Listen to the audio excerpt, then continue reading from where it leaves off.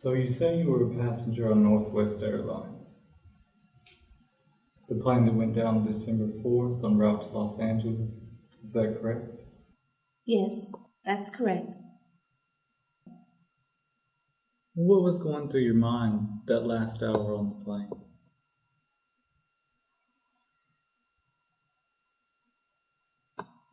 Protecting him. And when you say him, who are you referring to? My son, Ray. What was your son, Ray? What was he doing when danger threatened? He was playing with his little race cars. He was always fascinated with racing and said he wanted to be a race car driver. He would play with those cars all night. I would have to make him go to bed. What did you think when you realized what was happening? At first, I thought it was all a dream, or should I say a nightmare that I had a difficult time waking up from. And after the plane crashed, and you finally realized what tragedy had taken place, what was now in the forefront of your thoughts? I was in so much pain, and I must have been in shock because for a moment I couldn't remember what had happened. And when your memory came back to you, what did you think? I thought about my son.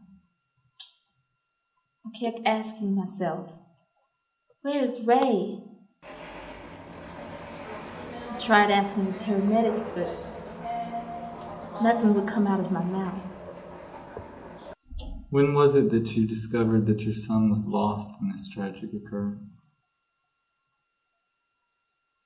After I was taken to the hospital, I must have been heavily sedated for a few days because when I came to my senses, family members were sitting and standing all around me. I asked, where's Ray? I asked again, but nobody said anything. I could tell from the hesitations that something had happened to him. I felt this kind of heaviness in my chest. And by that time, someone said, Ray didn't make it. I don't remember what happened after that. They told me I became hysterical and almost died from the news.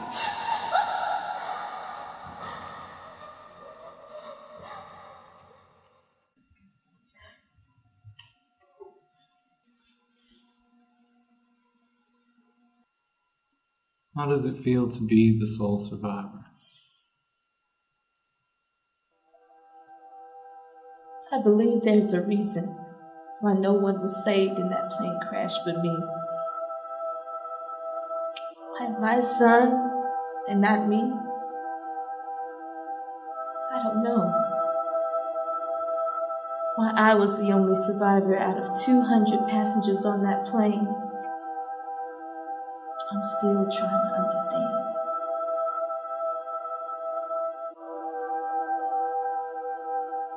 Only God knows.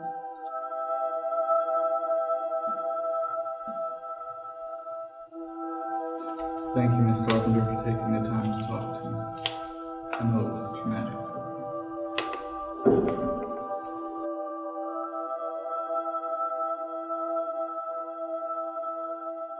There are no signs of change in Miss Carpenter's condition. Symptoms are progressively becoming stronger, and in the figments of her mind are rapidly magnifying. She still suffers from delusions of being the sole survivor of an airplane crash that never took place, and of losing a son who never existed.